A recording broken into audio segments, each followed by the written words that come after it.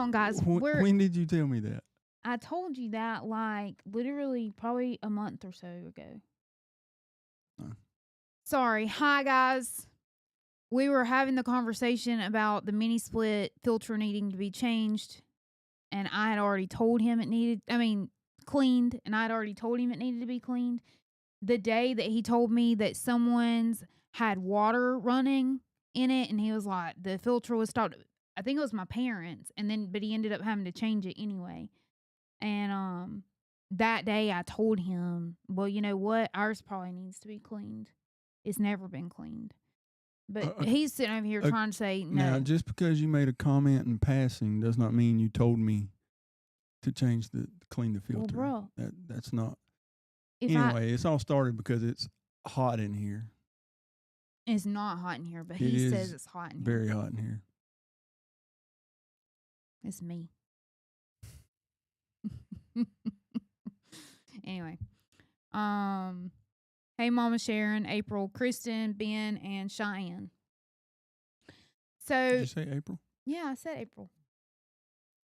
So yeah, I have selective hearing. See, I missed all that. Yeah, I know what I'm trying to tell you over here.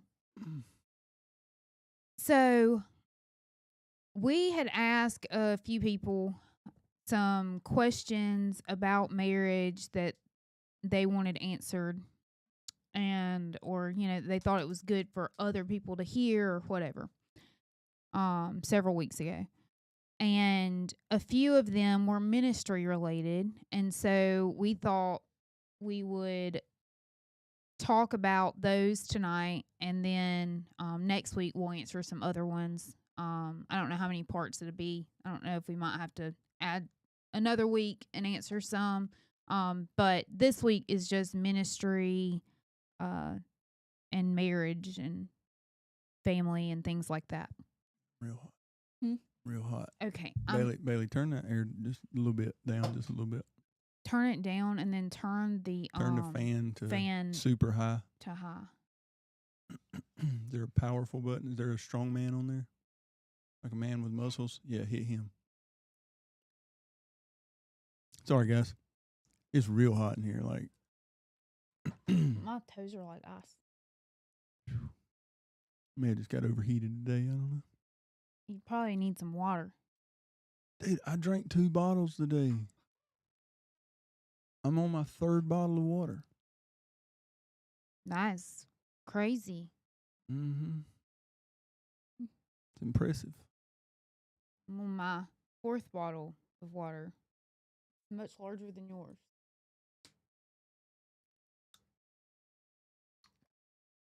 But here we are. I bet he drank a liter of Pepsi, though, so that's always good. Fluid is fluid. I don't know what you don't understand about that. It's flavored water. Oh, look, I'm missing an eyebrow this side. This is the way the lights are. You talking about me and Gavin going off the rails? You have completely taken this thing off the rails. Do I not like I'm missing an eyebrow right there? It does. Okay. It looks like you got one of those slashes in it. Yeah. Yeah. It does. It's the lighting. That's terrible. Sure it is. Oh, well. Look at it. Mm-hmm. No, I'm not. They're tattooed on. Anyway. So, here. So the first question we have is, what's been the most unexpected part of ministry life?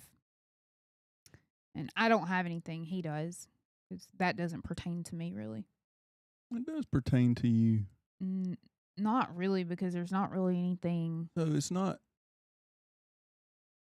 I wouldn't say,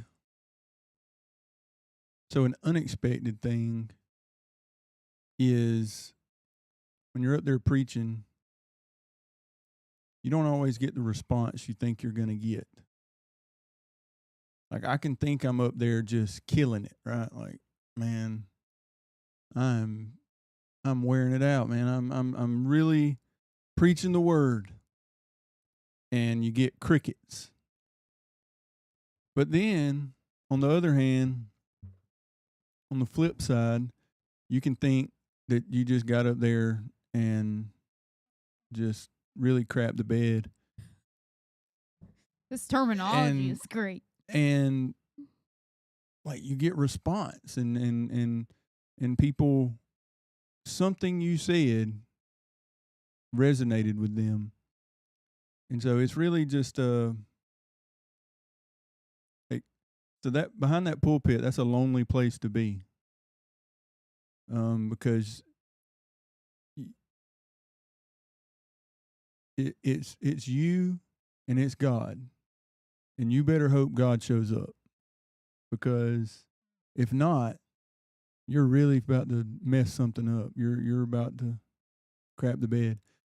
And so when one of the hardest things for me to come to grips with was that how many people respond at the end of the day, at the end of the service, how many people respond to the message has zero to do with me.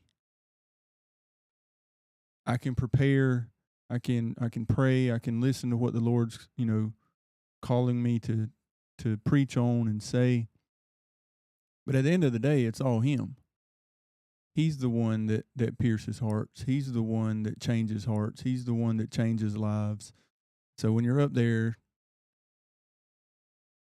you don't get what you think you're gonna get. Hardly ever. That was a little bit unexpected. Mm-hmm.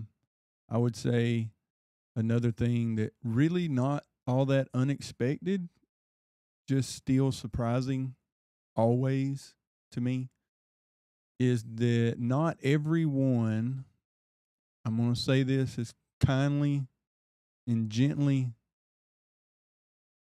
as I can, not everyone has the same desire to serve the Lord as you. Yeah, I agree with that. And no matter, and I'm not saying no one does. That's not, there are plenty of people in our church and in other churches that desire to serve the Lord in the church, in the building. Mm-hmm. But there's a whole lot more that don't. So I would think the surprising part of that is you're supposed to be transformed. You're supposed to be made new. You're supposed to do everything as unto the Lord. But you just don't.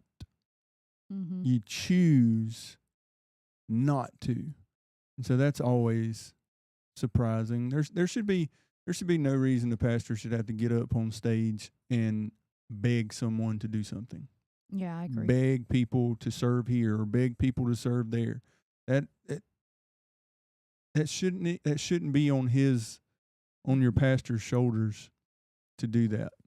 So like I say, it's not really all that unexpected, because so just like right now, looking for someone to work, people just don't want to work. Yeah. People just don't want to work. So why would I think? Why would I expect anything else in the house of the Lord? Yeah, that's kind of why I said this doesn't really pertain to me, because I don't have many expectations for anyone. So nothing's really unexpected for me per se. Anyone that knows me knows that though about me. I just really, I don't, if you know my backstory, there's reasons why I just don't have expectations of people, because they'll let you down. Yeah, you can't expect everyone to be you and do the things you would the way that you would do them. Yeah, and you can't walk around with a chip on your shoulder whenever they don't do those things, or you feel underappreciated or whatever, because you're not doing it for them. You're not doing it for you. You're doing it for the Lord. So as soon as you get that out of your head, you'll serve much better. Yeah, I don't want you. I don't want anyone to serve the Lord for my benefit or for anyone else's benefit. You should want to serve the Lord for the Lord, and it's for you. It's for your benefit. Right. So, Right. Yeah. I've served in a lot of things that I wasn't called to necessarily. I didn't enjoy doing, but it didn't matter. I served because it's that's what I'm supposed to do. That's what I want to do. I want to serve him. And the day that I don't want to, that's a problem, and I have a heart issue and I need to check it. yeah, I don't, I don't clean bathrooms at my house, but I would go to the Lord's house every Sunday morning and clean bathrooms and take out trash. There's other people here, Bailey and Gavin, mostly Gavin, that do those things here. But I would still go to the Lord's house and do it. And me, I clean Yeah. bathrooms. Yeah. I don't take out trash. Yeah, I would say not unexpected, but still surprising every single time. Yeah. And, thankfully, whenever we went into Living Water, we had been serving somewhere else for years.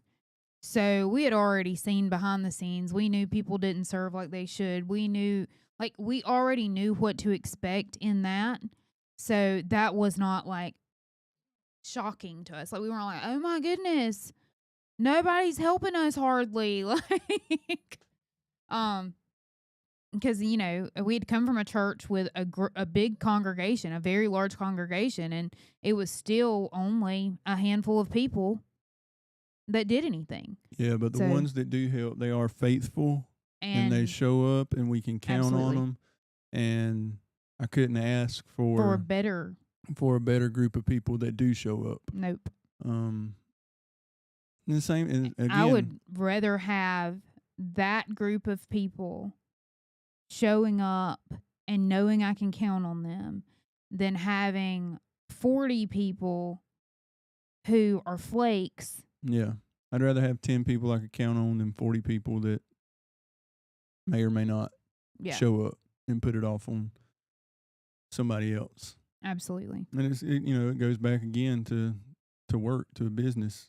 Like, the guys that work for me, they show up, they work, I can count on them. But then you got this revolving door of ones that don't. you know. Yeah. They're flakes. They show up, they don't show up, you don't hear from them, then they show back up. Yeah. And if you guys have any questions while we're on here tonight, just drop them in the comments, and don't forget to like and share the stream. All right. Next, how do you handle seasons when your faith feels dry or stretched?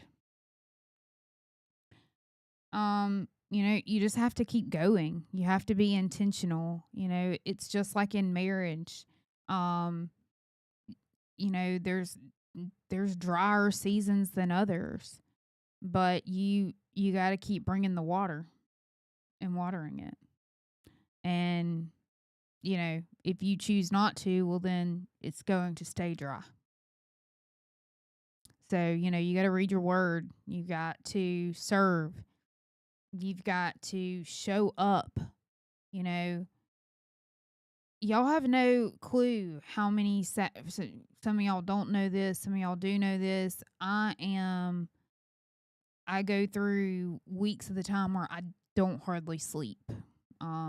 Actually, last night I woke up at 3:30. I went back to sleep. When Slade came in there this morning, I was still awake. I just had my eyes closed. And I don't know, was that 6:30 this morning? I don't know. Anyway, I go through weeks where I just don't hardly sleep. Like, I'll sleep a couple hours and then I'm up for 4 or 5 hours. And so, where was I going with this? During that time, I would say that you probably read your Bible. Oh, yeah. So during that time, yeah, that's what I do whenever I wake up. I was like, why was I telling this? Anyway, It's amazing I knew why you were telling it. I read my Bible during that time because it's literally like, and I think the Lord sometimes does that too. I know He does. He does that because He knows. I mean, I'll sit there and read the Bible for hours. Like, I don't. I, what else are you going to do at 3:30 in the morning? I mean, I guess I could watch TikTok or something, but I mean, Bailey's asleep beside me, so I'm not going to do that. But in all actuality, I kind of enjoy it. Like, I'm used to it at this point. I wake up at the same time, Mm-hmm. 3:30, and I read my Bible. Like, the Lord will do things like that to make sure that you're, you know, close to Him. Yeah. Um, there was another reason why I was telling that, but I don't remember. I don't exactly know why. Um, oh, we were talking about feeling dry or stretched. I was going to say, so I don't hardly sleep. So there's some Sunday mornings that I might have been up all night on Saturday, but I still show up.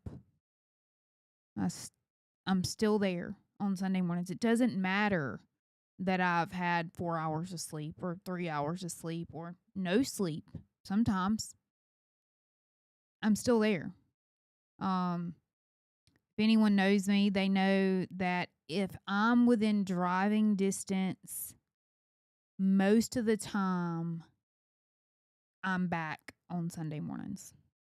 Unless like we had something planned for Sunday as well. Like we're not like if we're coming home on Sunday, I'm usually back for church. Yeah. Actually, when I got in the accident a couple years ago, it's literally it was at 5 o'clock in the morning because I was leaving South Carolina. I was in Asheville, North Carolina. But I was in South Carolina whenever I got in the accident. It was 4 o'clock in the morning. Yeah. I left there at like 3 or 3:30, I guess. And anyway, and I was literally coming home to go to church. Like I was in North Carolina. Like that's a drive, that's a hike. And I was trying to make it back for church. So, there's no excuse. I always say when people say, I just didn't feel like getting up. I bet he didn't feel like getting on the cross either, but here we are. And that's the way I look at it. And, if you need that, take it. Yeah. Anyway. So I would just say keep going, be intentional in your walk. That's the only way I know to get through the dry. Yeah, seasons. if you're in a dry season or feel like your faith is waning, I can assure you of one way that it's going to stay that way and get worse. That's if you stop. You stop praying. You stop reading your word. You stop going to church. You stop getting around people. Goodness. With the same. You stop getting around people that are going after the same thing you are. They're going after Jesus. You start falling back into your old ways. Those are not things that are going to reignite your desire for Jesus. They're not things that's going to water the garden, I guess you could say. Right. You just got to keep going. Be intentional. Pray when you don't want to pray. Read when you don't want to read. Go when you don't want to go. Talk when you don't want to talk. You have to overcome it. Yeah. You just got to keep going. What's a common misunderstanding people have about pastors or their families? Go ahead. I'm not perfect. Me either. She's not perfect. She's less perfect than I am, believe it or not. Right. My kids aren't perfect. They're close. They're close. They're pretty close, as two children can be. My wife, pretty close to perfect. But the expectation is that We do nothing wrong. We all mess up. But the truth is, we all mess up. Now, I should not make a practice of failing my family. I shouldn't make a practice of failing uh, the the body of believers that I'm supposed to be shepherding. But you don't put your pastor on a pedestal that he can't stay on. You're going to be disappointed.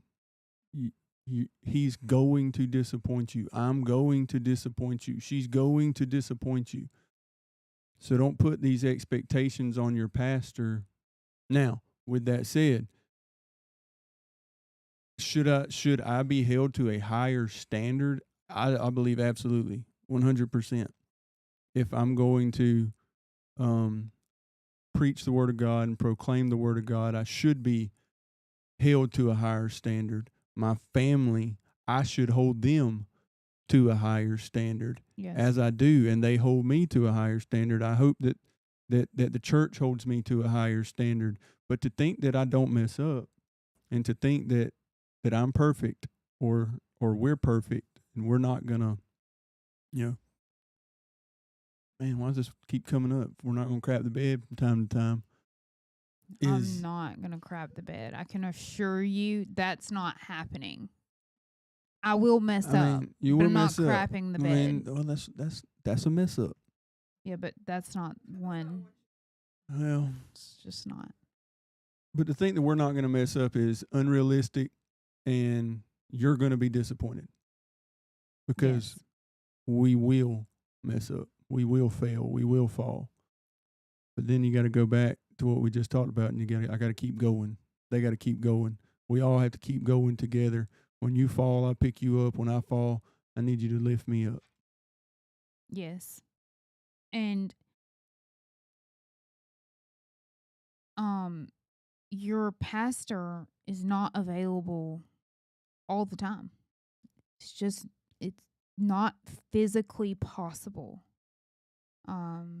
He's not a full-time pastor.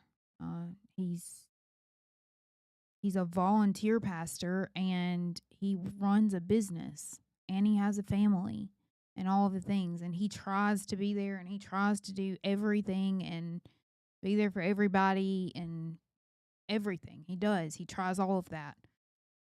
But he can't, and I can't. But those are things that people expect. And they expect our kids, like they've always expected them to be like grown, basically. And I'm like, they're not. They're still kids. Like Bailey is obviously older now, but when she first started this thing, when she first started being a worship leader and doing the sound and all of that, first of all, she'd never done that in her life. She was new to it. She was a child, and they would try to act like she was supposed to have it all together. Well, unfortunately, that's just not the case. She's a kid. She was a kid still. She's still a kid. At the end of the day, mom and daddy still pay her bills. She's growing and she's learning and all of those things. But at the end of the day, if she has an issue, she's coming to ask our opinion on something. So, she's not totally grown yet. And heck, I'm almost 40, and if I need advice, I'll still go to my mom and dad about how to handle something. So, grace is a great thing. Yeah. And she is not your pastor. So I don't want to be either. She don't. All right. She doesn't want to be. She didn't sign up to be your pastor. The Lord didn't call her to be your pastor, or any pastor's wife. There's like this stigma, I guess, or again, unrealistic expectation that the pastor's wife should basically be the pastor, or Yeah. or take what's the word I'm looking for? Should be should be me when I'm not, when I can't, when I'm not around, or should always be available for everyone that calls. Well, she's not the pastor.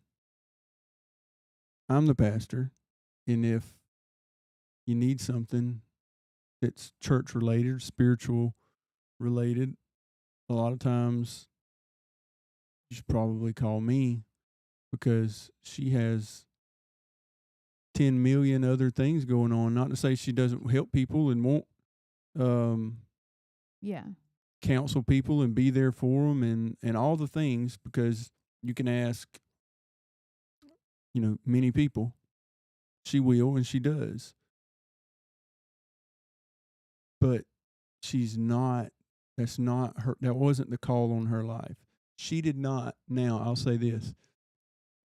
When people marry a pastor, they probably should know what they're getting into. Yeah. She did not marry a pastor. No. She married a air conditioning guy who became a pastor. Yeah. And she's come along beside me, and she's helped me, and she's pushed me, and she's the greatest pastor's wife you could ever ask for, but she's not the pastor. Yeah.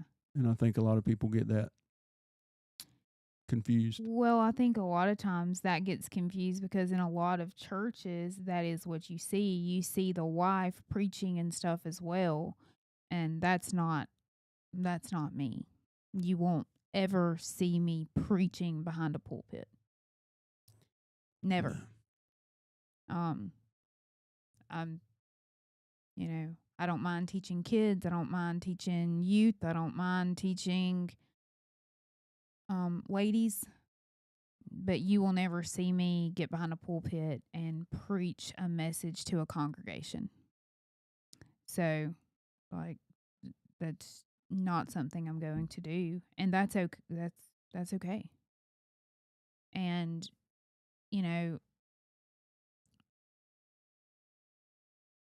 I've people, they get angry whenever the pastor's wife is not always available for their whatever. Yeah, at your beck and call. And that's, I'm still raising kids. I run a business myself. I do all kinds of things. So, yeah, as he said, I'm not the pastor. And I'm glad I'm not. I think sometimes that probably gets confused because I think sometimes maybe some wives might want to fulfill some of that role or whatever, but this wife does not. I'm okay doing what I do. That's right. And she's good at what she does. Thanks.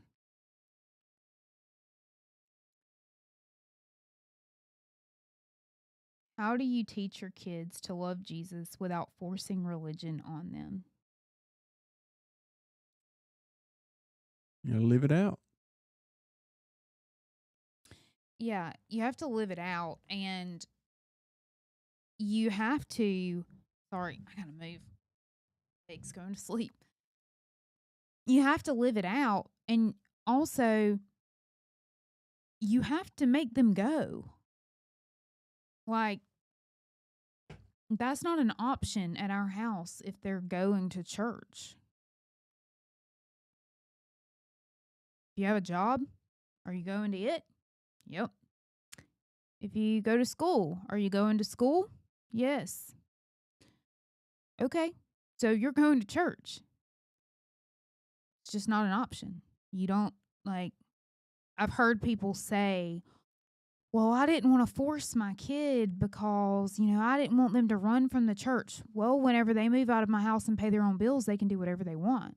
But as long as they're living in my house and I'm paying their bills, they'll do what I tell them they're going to do. And they can resent me or whatever they want to do. That's okay. If they hate me because I made them go to church, well then, boy, I didn't give them much to hate me for. That's all I know. And it's okay for them not to, your kids are not always going to like you. Most of you are parents on here. All of you are parents on here, actually, except Bailey. Y'all obviously know there's times your kids just don't like you, and that's okay, whether they're little or grown. They don't agree with you or whatever, and they're mad. They'll get over it, or they won't. It doesn't matter. Yeah, I've said this on here before, and I've said it many times. The reason that kids dislike their parents for making them go to church is because they don't live it out. They see you go to church and put your church mask on, and you live as a totally different person for 2 hours or an hour on Sunday morning, and then you come back home and you take your church mask off and you live who you truly are.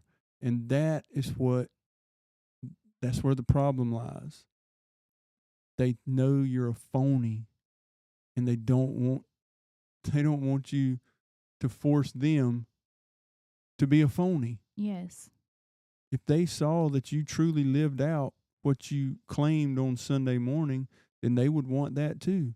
But they think it's all a lie, and they think it's all fake and all a show because of what you do for an hour or two on Sunday morning, or when you see somebody from the church that you need to keep up appearances for. Kids, they know. They know. Yes, I agree. And why would they want to do something that you're not living out? Like, obviously, you don't believe what you're telling them to do, so why would they do it?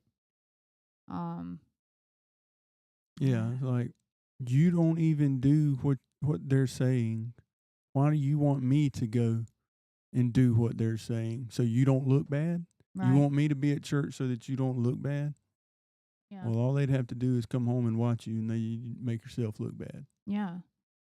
And, obviously everybody is going to mess up and make mistakes, and that's not what we're talking about. We're talking about you're actively living in sin constantly.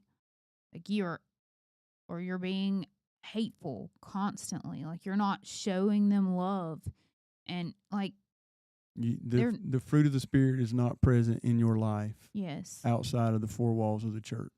And that's not okay. Like it should not be that way.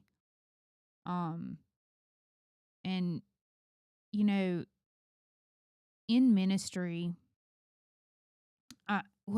you hear people say all the time, it's always those pastor's kids, or oh, it's always the pastor's daughter, or like they always have some kind of like snide comment to say like that. Mm-hmm. And that's so sad to me. It's sad to me because I'm like, they say that because they think that's the majority. And I don't know for a fact that that's majority, but that's what they're seeing. And how, as Christians, are we going to reach people for Him if our own kids aren't trying to do the right thing? Like, how are they going to believe you if you're the pastor and your kids are running amok? Like, they're going to be like, this guy can't even control his kids. How is he going to shepherd a house of believers? Yeah, he can't even shepherd his own house. You can't keep a house of 3 under control. What's he going to do with 300 or 3,000 or 30? Yeah. I didn't realize the importance of like truly looking at your pastor's like family and their dynamic and all of those things. I didn't realize the importance of all of that until, the past few years. It makes, I can honestly say that he's the same person at home that he is at the church. Like that doesn't it doesn't change. When he comes home, he's the same person. It's not fake. Like he's he's always the same. You always know what you're going to get. Like he would get angry at me standing in the middle of the church just like he would at the house. Like he doesn't change who he is. And I'm not saying he's gonna walk around angry, but I'm just using that as an example. I'll put her in her place. You hear me? He'll put me in my place. Yeah. Crack the whip. LOL. I'm sure they all believe that.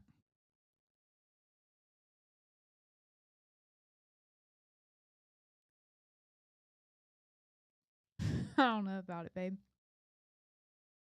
Well, when time goes by and they're like, yeah, I know he will, you'll see all those comments start popping up here in a minute. Will I? Yes, you will. I bet I don't. But yeah, I mean, he's the same person. You need me to hold that for you? No, I don't. He's the same person at church and at home as he is at church. And I would think he could say the same thing about me. First of all, I'm the same person. It don't matter where I am. The filter is unavailable. Mm-hmm. Always. Mm-hmm. Look, I told you. Terry gave I a told thumbs you. up. Terry gave me the thumbs up. Yeah, he did. Yep. The comments are flooding in. Flooding in. Keep them coming. Keep them coming. He would put me on my, I would say he would put me in my place if I was doing something that he felt like I needed to be put in my place. And that's okay too. Because there are sometimes I need that. Yeah. I would put him in his as well. She will. If he needed it. I don't ever need it though. So Oh. It's a good thing. Right. And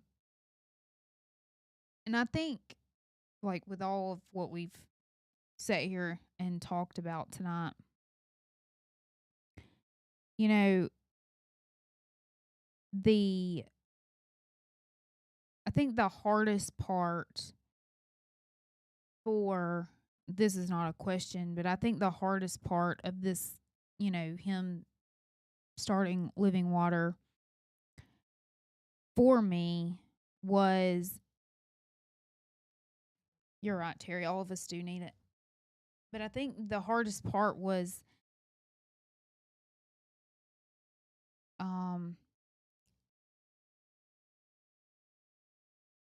just the way people they don't give the pastor, his wife, kids a whole lot of grace. Mm-mm. It wasn't unexpected because I had seen it before with others, but it doesn't change the fact that it's disappointing. You know, a lot of times people give you an unrealistic standard that you can't meet. I try really hard at the church, but I'm not perfect. I'm not going to be perfect. I do strive for perfection, but I'm going to mess up. Right, perfection is the goal, and we won't hit it until we get to heaven. And I'll say, for anybody that puts a high standard on your pastor, just be sure you put that same standard on yourself. Because if you're not willing to live up to the standard that you put on someone else, then the problem isn't someone else. The problem is you. You need to be willing to live up to the same standard that you place on your pastor, on your pastor's wife, on their children. Because if you're not living to that standard, why would you expect someone else to? If Yeah. you're supposed to be a man or woman of God, then live like it. Put that standard on yourself. You look, I'm doing the best I can. And with his grace and with his mercy and with his help, feel like I don't, you know, I ain't just doing terrible over here. No. I do the best I can with his help. And you should do the same. And you should put that same standard. Let me put it this way. Whatever you expect out of your pastor, expect the same thing out of yourself. To not is hypocritical. Yeah, I agree. To expect someone else to live a more holy life than you. Think about that. You're expecting someone else to live a more holy life than you. What is that? Mm. No. I expect myself to live the holiest life that I possibly can, the most set apart, consecrated life that I possibly can. I expect that out of myself. So I don't expect anything more out of anyone else. Yeah, that's good. I agree. Yeah, that's good. So hopefully you guys learned something about the ministry. I about started preaching. Oh, and something we didn't really touch on. How has the ministry affected our marriage? Depends on what day it is. Yes. I agree with that. It's not easy by any means. Um, Go ahead. no, go ahead. I'll say this. I can't ever get my ministries mixed up. My first ministry is at the house. My second ministry is at that building. And so as long as I'm keeping this ministry first, everything usually goes pretty smooth marriage wise, as far as what ministry does to it. When it gets confused, when they get flipped, well, then it's obviously going to cause problems. Yeah. And, I think, well, I know whenever, he's in ministry and like, this is what he was called to and all of those things, I don't let,